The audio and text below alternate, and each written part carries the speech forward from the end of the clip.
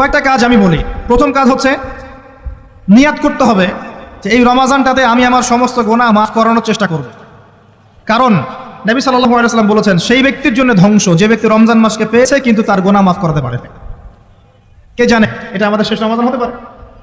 আল্লাহ না করুক। আমরা দোয়া করি আল্লাহ পাক আমাদেরকে বেশি বেশি রমাদান দান করুক, বেশি বেশি লাইলাতুল কদর দান করুক। প্রথম শুরু হচ্ছে আপনি মাসের বাজার আগে করে ফেলবেন। আমি একটু প্র্যাকটিক্যাল কথা বলবো আর কি। আপনি রমাদান মাসের বাজার এই শাবান মাসে করে ফেলার চেষ্টা করেন, পারলে ঈদের শপিংটাও করে ফেলার চেষ্টা করেন। রমজান মাসে বেশি বাইরে যাবেন এবং টাকা পয়সা নিয়ে গিয়ে স্ত্রী সন্তানের হাতে দিয়ে দিবেন না, যাও বাইরে গিয়ে মার্কেটিং করে আস। এই ভুলটা করতে চান, নিজে পরিবেশ নষ্ট হবে, রোজার যে আধ্যাত্মিকত্ব নষ্ট হবে, আরও হাজারটা যুবকের চোখে জানা করা প্রয়োজন নাই। আপনি পরিবারের কর্তা, লিস্ট করে ফেলেন, আপনাকে আল্লাহ পাক যতটুকু সামর্থ্য দিয়েছেন মূল জিনিসগুলো কি রেখে দেন, আর বাকি টুকটাক বাজার আপনি করবেন। আর যখন বাজারে যাবেন একটা দোয়া পড়বেন, আপনি 10 লক্ষ নেকি পাবেন ইনশাআল্লাহ। কত লক্ষ? 10 লক্ষ। দোয়াটা শিখাচ্ছি। দোয়াটা হচ্ছে লা ইলাহা ইল্লাল্লাহ ওয়াহদাহু লা শারীকা লাহু লাহুল মুলক ওয়া লাহুল হামদ ইউহয়ী ওয়া ইউমীত ওয়া হুয়া হাইয়্যুন লা ইয়ামুত বিয়াদিহিল খায়রু কুল্লুহু ওয়া হুয়া আলা কুল্লি শাইইন কাদির। একবার পড়লে 10 লক্ষ নেকি পাবেন বাজারে গিয়ে। কেন পাবেন? কারণ বাজার সবচেয়ে নিকৃষ্ট জায়গা, যেখানে গেলে মানুষ আল্লাহকে স্মরণ করে না। সেখানে গিয়ে আপনি আল্লাহকে স্মরণ করেছেন, এই জন্য আল্লাহ পাঠিয়ে দিবেন ইনশাআল্লাহ। আসেন, এটা করার পর ঈদের যে শপিংটার কথা বলছি, এটা এই কারণে বলছি, লাস্টের দশকে আমরা ঈদের শপিংয়ে বেশি ব্যস্ত থাকি, এতে করে লাইলাতুল কদরটা আমরা হারিয়ে ফেলি। লাস্টের দশক আমরা হয় ইতিকাফ করবো, না হলে বাসায় নামাজ পড়বো, পরিবারবর্গকে নিয়ে রাত জাগবো। পারবেন ইনশাআল্লাহ? তারাবির নামাজ তো পড়বোই ইনশাআল্লাহ জামাতে। এবং আপনি 20 পড়েন 8 পড়েন, আপনি নামাজের কোয়ালিটিটাকে ভালো করার চেষ্টা করেন, নামাজের কোয়ালিটিটাকে বেস্ট করেন। ধীরে ধীরে তেলাওয়াত করেন, ধীরে ধীরে রুকু সেজদা করেন, নামাজটাকে এনজয় করেন, সময় নিয়ে, টাইম নিয়ে, 2 ঘন্টা সময় লাগুক, 3 ঘন্টা সময় লাগুক, এনজয় করে নামাজ পড়েন। আল্লাহ পাক তৌফিক দান করুন। এরপর শেষ রাতে আবার ওঠেন, পরিবারবর্গকে নিয়ে নামাজে দাঁড়ান, একসাথে জামাত করে নামাজ পড়েন, পরিবার নফল নামাজ পড়েন, বাসায় বরকত হবে ইনশাআল্লাহ। রাত জাগেন, বেশি বেশি দোয়া করেন, একটু তেলাওয়াত করেন, একটু জিকির করেন, তাসবিহ তাহলিল করেন, রাতটা কাটিয়ে দেন। শেষের দশকে মার্কেটে ঈদের শপিং তো যায় না। ঈদের খুশি আছে, ঈদের আনন্দ আছে, ঈদে ভালো পোশাক পরবো, সব ঠিক আছে। এই খুশি কাদের জন্য? কদ আফলাহা মান তাযাক্কা ওয়া যাকারা ইসমা রাব্বিহি ফাসাল্লা। কার জন্য ঈদের খুশি? যে ব্যক্তি রমজান মাসে আত্মশুদ্ধি অর্জন করতে পেরেছে, রোজা রেখেছে, যাকাত দিয়েছে, নামাজ পড়েছে, লাইলাতুল কদরে রাত জেগেছে, তারাবি পড়েছে, ইত্যাদি ইত্যাদি। এই ব্যক্তি আত্মশুদ্ধি অর্জন করেছে, এই ব্যক্তির জন্য ঈদের খুশি। যে রমজান মাসে সিনেমা দেখেছে, সিনেমা শুটিং করেছে, পর্নোগ্রাফি দেখেছে, সুদ খেয়েছে, শিরক করেছে, বেদাত করেছে, হারাম খেয়েছে, এর জন্য ঈদের খুশি। মানুষকে ঠকিয়েছে, ব্যবসায় মাল কম দিয়েছে, পণ্য মজুত করেছে, ইচ্ছা করে দ্রব্যের দাম বাড়িয়েছে, সরকারকে বিব্রত করেছে, জনগণকে দুর্ভিক্ষের দিকে ঠেলে দিয়েছে, এদের জন্য ঈদের খুশি? কখন না। ঈদের খুশি তাদের জন্য যারা আত্মশুদ্ধি অর্জন করতে পেরেছে। আল্লাহ পাক বোঝার তৌফিক দান করুন, আমিন। এটা প্রথম টিপস দিলাম আপনাকে।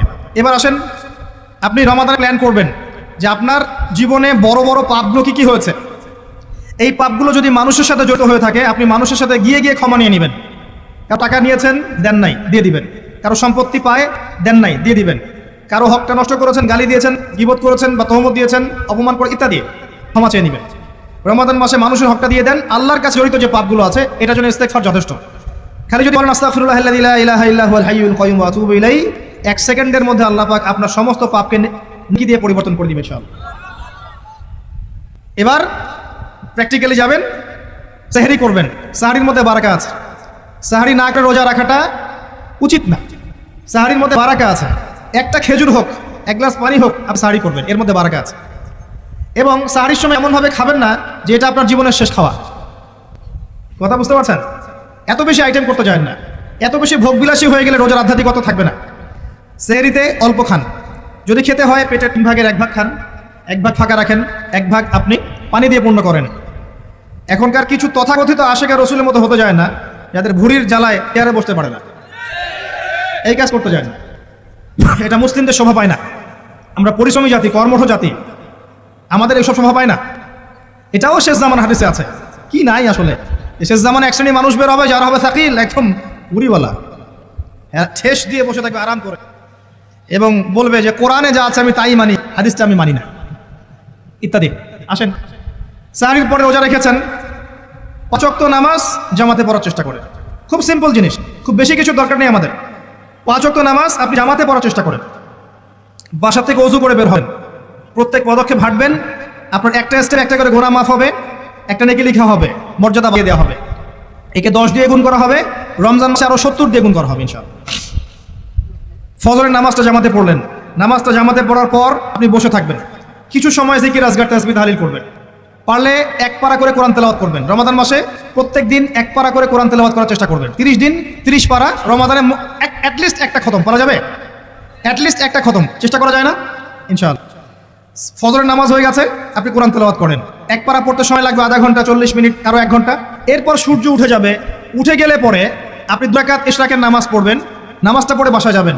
আল্লাহর নবী বলছেন সাল্লাল্লাহু আলাইহি ওয়াসাল্লাম, আপনার আমল নামায় একটা কবুল হজ, একটা কবুল ওমরার নেকি লেখা হবে ইনশাআল্লাহ। এবার রেস্ট করেন, বাসায় গিয়ে রেস্ট করেন। যখন ঘুমাবেন তখন ঘুমের সুন্নাহগুলো আদায় করেন। সূরা ফালাক নাস ইখলাস পড়েন, ফু দেন, দিয়ে গা মাসাহ করেন, আয়াতুল কুরসি পড়ে ঘুমান, ঘুমের দোয়া পড়ে ঘুমান, ঘুমটাও নেকি হবে ইনশাআল্লাহ। এরপর হয়তো আপনি কাজে যাবেন, চাকরিতে যাবেন, বা ব্যবসায় যাবেন, বা আপনি শিক্ষাক্ষেত্রে যাবেন, ইত্যাদি ইত্যাদি। যে ক্ষেত্রেই যান না কেন আপনি মনে রাখবেন আপনি রোজাদার। যে ক্ষেত্রেই যান আপনি মনে রাখবেন আপনি রোজাদার। আমি কারোর সাথে এখন ঝগড়া করতে পারবো না, কারোর সাথে এখন মারামারি করতে পারবো না, আমি কারো গীবত করতে পারবো না, আমি মিথ্যা বলতে পারবো না, আমি মাপে কম দিতে পারবো না, আমি জনগণকে ঠকাতে পারবো না, আমি রোজাদার। এটা মনে রাখবেন। এটা মনে রাখলে পরে দেখবেন ইনশাআল্লাহ আপনি আল্লাহকে পাচ্ছেন, আল্লাহর মারিফত পাচ্ছেন। খাচ্ছি না, আল্লাহর ভয় না। পানি পান করছি না, স্ত্রী সবাস করছি না, কার ভয়? আল্লাহর ভয় না। এত কঠিন কাজ করার পরেও রোজার নেকি পাওয়া যাবে না যদি রোজা রাখা অবস্থায় আমি মিথ্যা বলি, মাপে কম দেই, গীবত করি, সুদ খাই, জেনা করি, ইত্যাদি।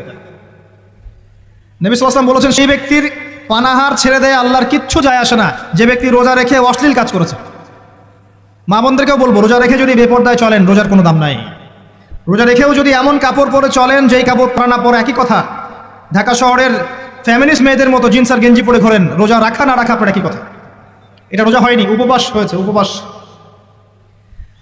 ইকোনমিক সেকশন আমরা যারা আছি, আমরা যদি রোজা রেখে ওষুধ খাই, আমার রোজা রাখা না রাখা আল্লাহর কিছু যায় আসে না। আমরা ধর্মীয় ক্ষেত্রে যারা আছি, জানা অনুযায়ী আমল যদি না করি, দিনকে দুনিয়ার স্বার্থে ব্যবহার করি, আমাদের রোজা রাখা না রাখায় কিছু যায় আসে না। আমরা যদি মিথ্যা বলি, অন্যের গীবত করি, অশ্লীল কাজ করি, গার্লফ্রেন্ডের সাথে সময় কাটাই, ওর সাথে কফি খেতে যাই, ডেটিং করতে যাই, এই যে ফেসবুকের মাধ্যমে চ্যাটিংয়ে প্রেম করি, ইউটিউবে অশ্লীল ভিডিও দেখি, পর্নোগ্রাফি দেখি, ইত্যাদি ইত্যাদি, এইসব রোজা রাখা না রাখা আল্লাহর কিচ্ছু যায় আসে। আমি হাত জোর করে মিনতি করছি ভাই, খাওয়া পান করা, স্ত্রী সহবাস ছেড়ে দেওয়ার নাম রোজা নয়, এটার নাম রোজা নয়, এটা একটা অংশ রোজার মাত্র। রোজা রেখে আল্লাহর যাবতীয় হারাম ত্যাগ করলে পরে রোজা হবে ইনশাআল্লাহ। এই কাজগুলো করার চেষ্টা করি, আল্লাহ পাক তৌফিক দান করুন। রোজা রাখা অবস্থায় আপনি বেশি বেশি জিকির করবেন। কি করবেন?